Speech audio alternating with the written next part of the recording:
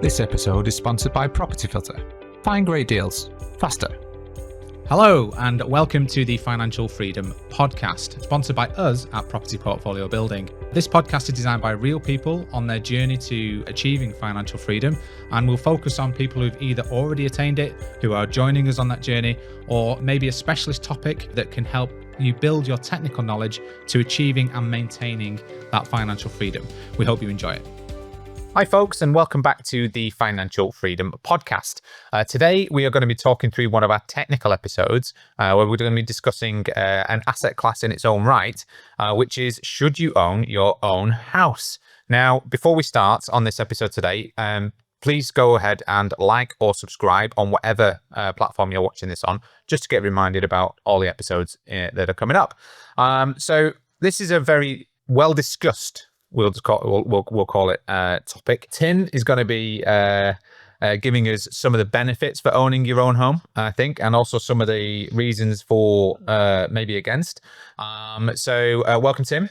Thanks for having me. Great to be back in the room again. Yeah, it's good, isn't it? I think we had a little bit of a break, haven't we? So we filmed quite a lot over a very short space of time, and now we need to catch back up. Yeah, I've forgotten how to podcast. Yeah, there we go. Right. So basically, we're going to there's a couple of episodes that are actually quite relevant to this as well. So I think we recorded episode 28, which was asset classes. Yes. Where you can go links back in well to that, doesn't it? Yeah, go and listen to that as well if you like what you hear today. And then episode 30 was one of the more experienced people we've had as an interview, which is David Dixon, and he talks about the benefit of owning his own home and why he thought that was a good idea. And there's definitely pros and cons, so it's good to take a rounded approach to look at your circumstances to what might work best for you as well. Absolutely. And I think it's fair to say that it's quite a hot topic. It's a lot of like Instagram and TikTok type people who talk about this stuff, right? We briefed on it before, didn't we? Yeah. Like it's very American, very much in the American influencer space, especially in the finance sector.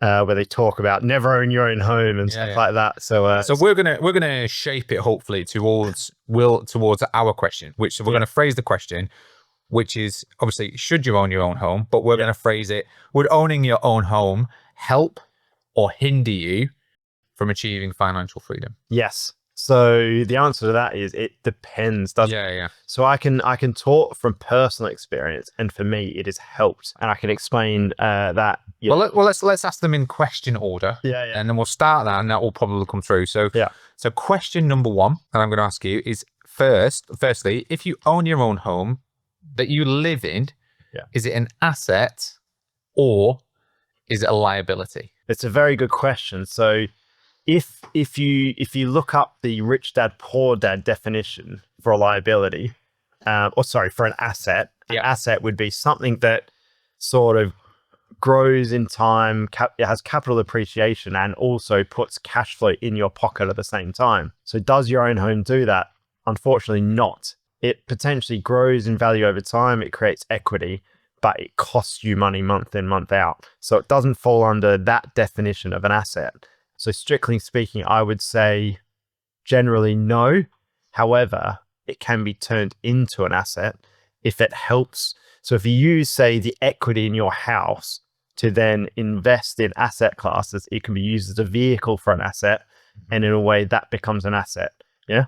Yeah. So in its truest form, if we're looking at an asset which can help you achieve financial freedom. Yeah. If you're looking at it at the very, very front end of that, which is if you look at, we've referred to the wealth hierarchy before on this podcast several times, which is, again, we'll go back on episode 28 on asset classes, we talk about it there, which is cash flow. So if you're looking to generate cash flow and you're looking at assets that might generate cash flow for you, your house can't fit into that category.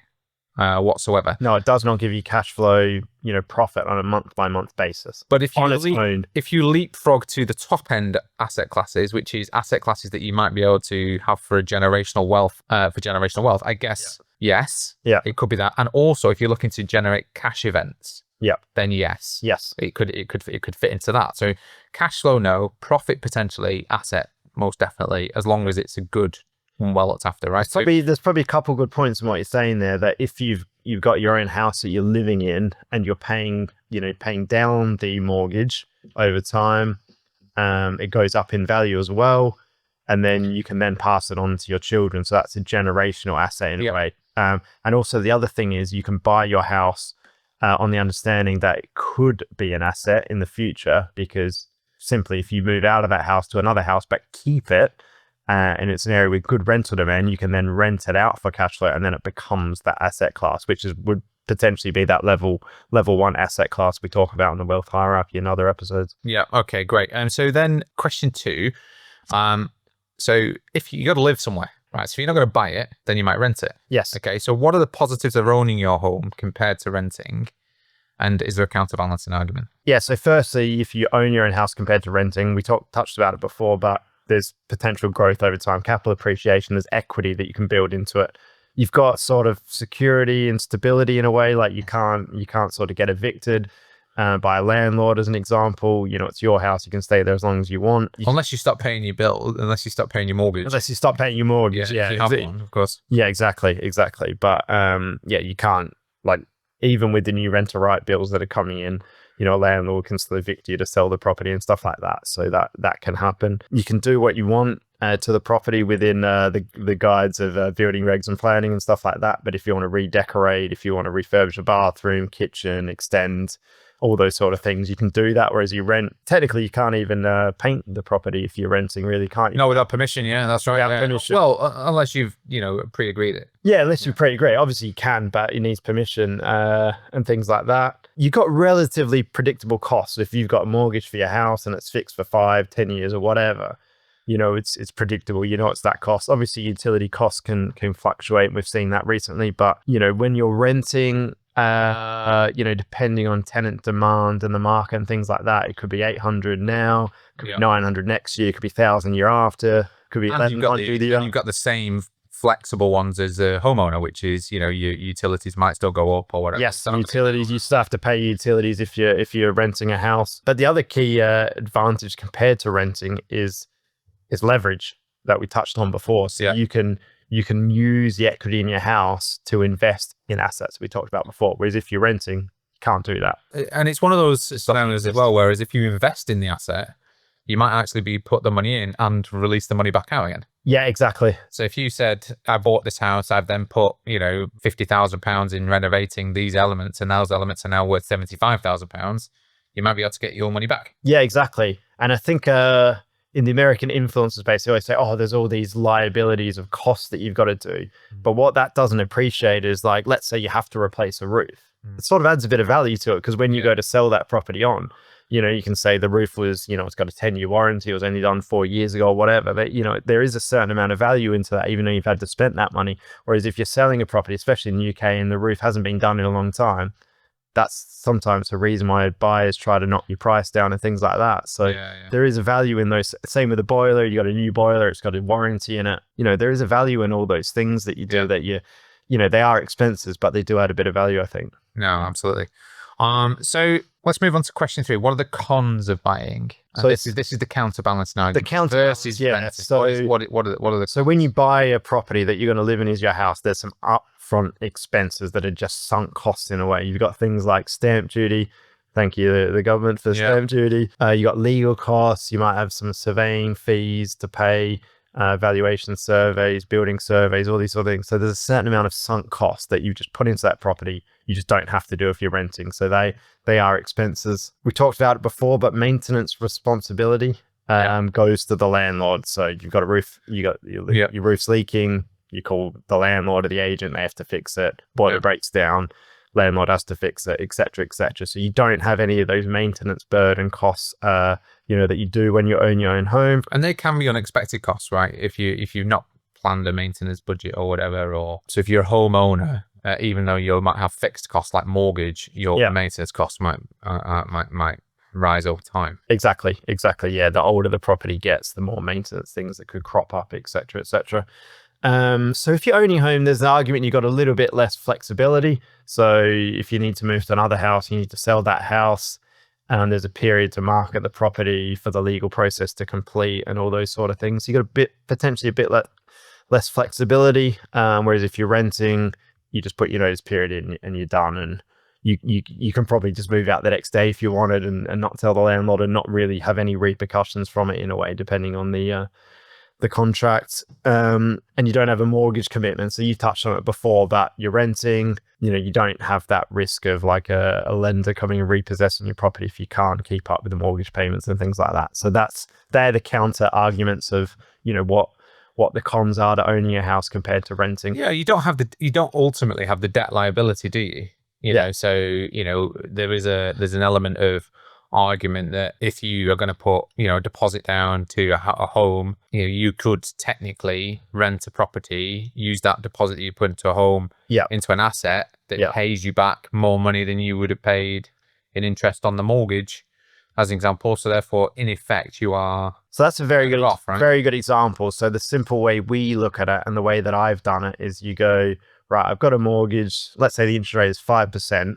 If I released equity to then invest in other property or other assets, obviously the mortgage, goes higher. You're paying more interest, let's say at that 5% rate. But if you're reinvesting that and you're making 10% or higher, you're making more money from that, from that money, aren't you? So it's worth doing, and sometimes you can use that there's amount at 5% and make really high returns, and then it really is worthwhile, isn't it? Because you're building wealth at that point. Yeah, so there's pros and cons for both, isn't there? Absolutely. I think one of the great pros for owning your own home, because we talk about it from a financial freedom point of view, but there's an element of psychology behind it as well, isn't there? That you own the property technically. Yeah.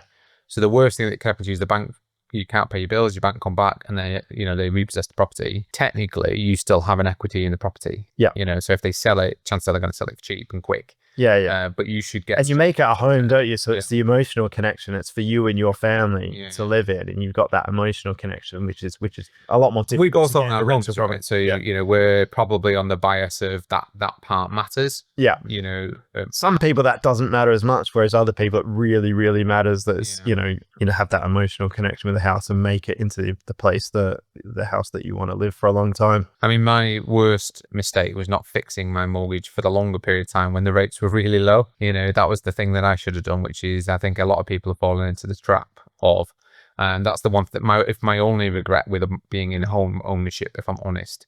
But at the same time, there is a flip side of, well, if I want to release equity and I want to refinance, it's great to have that crystal ball, wouldn't it? And also that time machine to just jump back in time. I had a bit of a blend because I've done what we talked about and I've added value and released more equity over time. So there's one chunk that's a really low rate that was fixed, and then other chunks that are high just because of timing and stuff like that. So stop the podcast now. This episode is sponsored by Property Filter.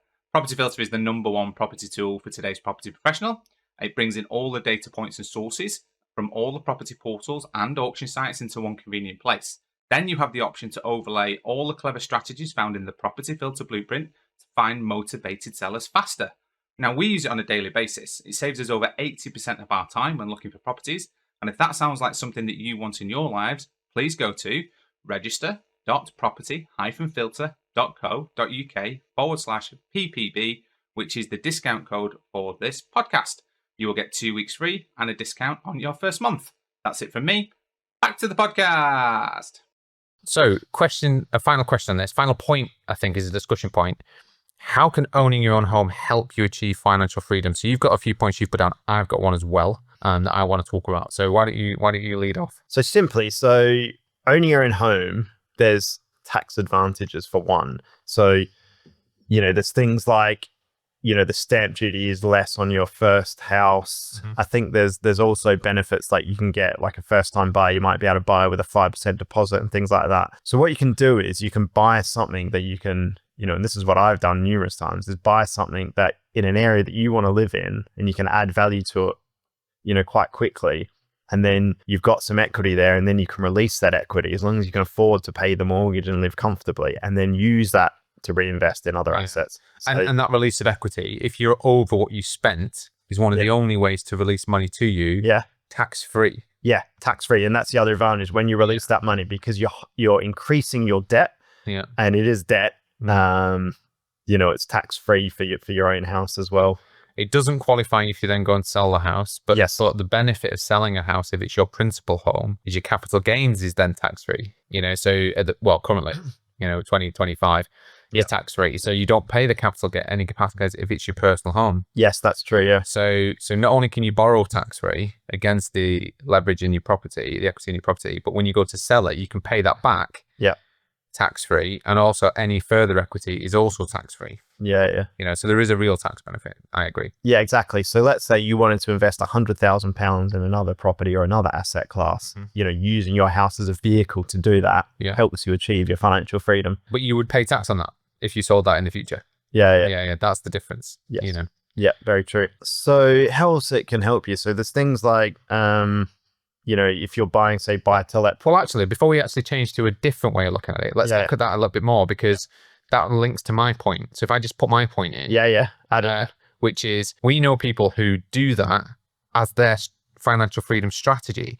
So they will buy a property, they will make it their principal home, they will add value, they will then sell it for a higher rate, benefit from the tax-free status, then go again. Go to the next one. Go to the next one. Which is, if you don't mind being a bit nomadic and you don't mind works occurring. And we did that twice until we had young children, and then we were like, we want the place to live. So yeah, if you're in that situation, like nomadic situation, and you don't mind doing that, and you can do that, you could literally just go from property to property, building your wealth. I know I said if you're a young person, it's a great way to build your wealth. But actually, the person I know that does this best, I won't name him here, does it deliberately. Yes. And he's in his, I don't know what, his 50s, is he? Probably. So he will build, so the one he did recently, as an example, he bought a property in a nice area, it was run down.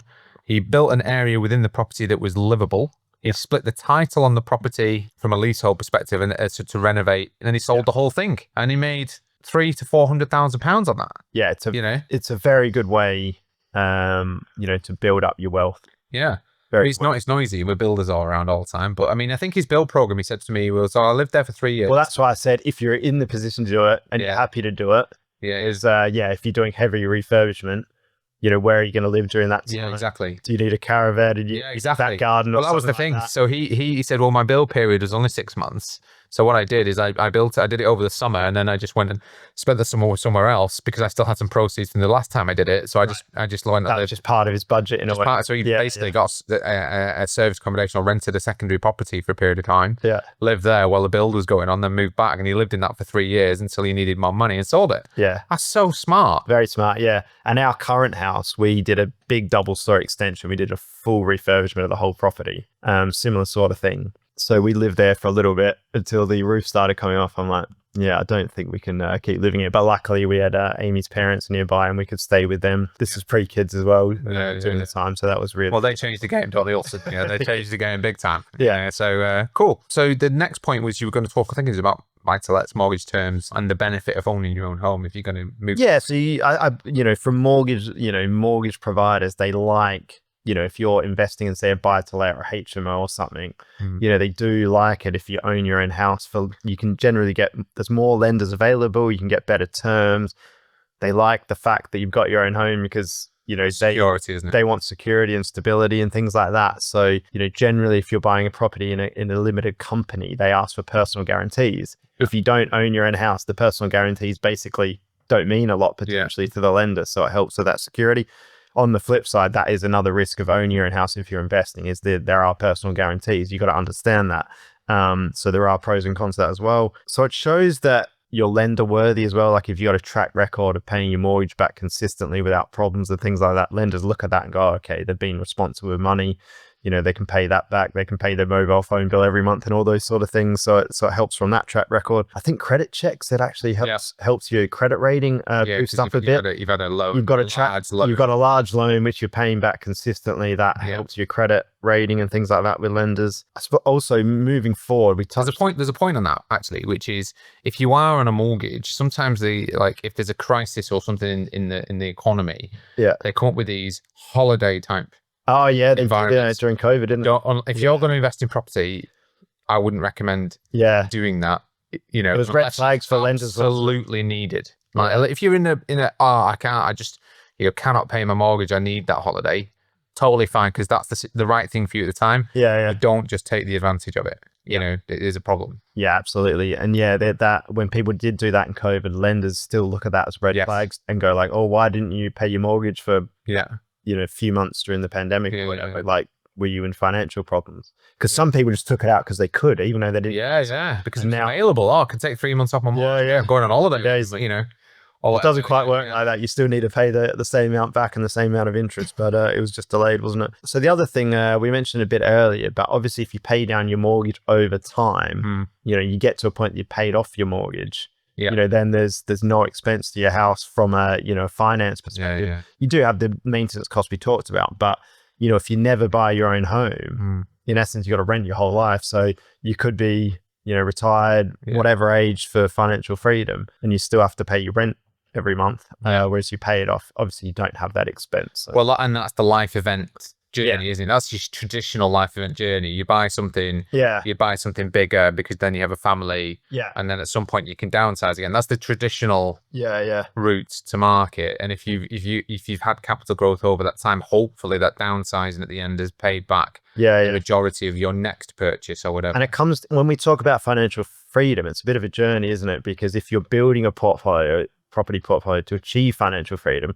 sometimes it's good, like we talked about before, to release that equity, get the higher returns, all those sort of things. But if you get to a point that you're like, I don't want to buy any more property anymore, I'm really comfortable, maybe the smart thing at that point to do is just to pay down that mortgage or pay it off completely, so you don't have the expense in the future.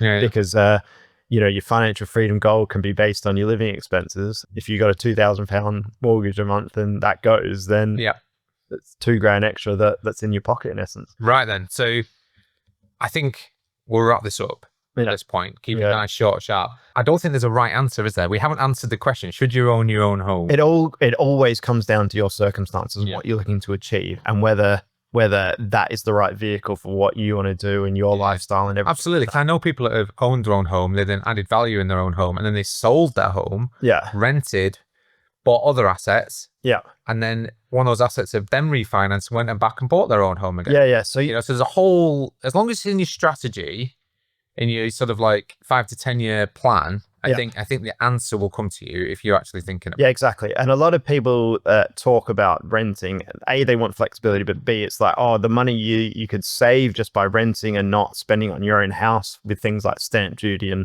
legal costs and whatever, use that, invest it in, say, the S&P 500 index fund, make a return that way.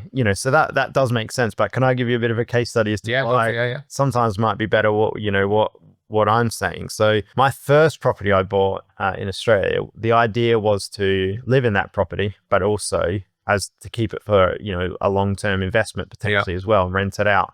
So it was bought with that combination. Now sold that property. All right. 14 years later. 14.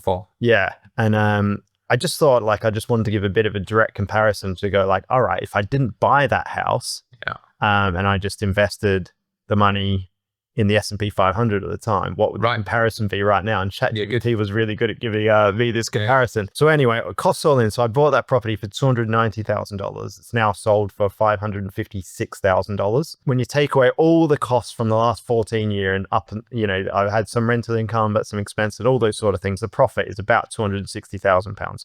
We're not taking away tax here, by the way. This is just pre-tax. So I only had to use $23,000 of my own money. Because it was a low deposit or stamp duty and stuff like that. So in essence, from $23,000, I made $260 over 14 years. Does that make sense? Yeah. So I'm trying to work out the average. So you'll have the ChatGPT done this for you. So it's great. ChatGPT gave you this, and it's basically said it was about $18,500 per year return all in. Which was 80% of the 23,000. So the return on investment overall was 80% a year. Flat. That's a flat return. That's not even a compounded return. If you just look at it at that as a flat, that's flat per year. So compounding is much higher, obviously. I didn't ask for that in ChatGPT. Maybe I should. But anyway, reversed the compound effect, it would probably be like year 1, 5%. Year 14. And I actually invest in the S&P 500 quite a bit. I do think it's a good way to invest long term and things like that. So I'm not saying it's not a good thing to invest in, but I just did the simple analysis. If I put that $23,000 in the S&P 500 at that exact month, what would it be now? ChatGPT said it would be $91,707. Which was 12.9% per year return, which is quite, it's a decent return. Compounded, it said 299% for that, which is good. But, you're talking almost a third. A third of what the house is. So I thought it'd be a good comparison. I've seen some influencers do the comparison where they just use example numbers and it's completely if it's different 5% to that. or if it's 6%, Yeah. a flat average, But but the it's not flat. You know, it's Yeah, 5% on the previous year. Yeah, exactly. It's not flat. And the other thing is, with property, you can use leverage of the bank. I only had to put $23,000 into a property that was, at that time, Yeah, exactly. And you're borrowing at that 290, right? So it's the 10% or whatever you put in at the time, 20% of the time, the bank lends you the rest. The rest is yours. Yeah. Yes, you pay interest. Yeah. But so it started off as potentially a liability on the definition it said before. Then I moved out of it and it became a cash flowing property. So it was an asset. And now it's sold, so it's liquid. And that's after interest payments and all that kind of stuff. Yeah, basically that's everything. Yeah. And actually, the first couple of years I was actually losing money because the interest rates were high and stuff like that. And then a couple of years later, the interest rate was like 1.9%. I actually did the thing. I did the thing that you didn't do, and I locked it in for as long as I could. Right at that time. And that only has just ended. Right. Hence why I'm selling it. Because it went from 1.9 up to like 8% or whatever. Right. Yeah.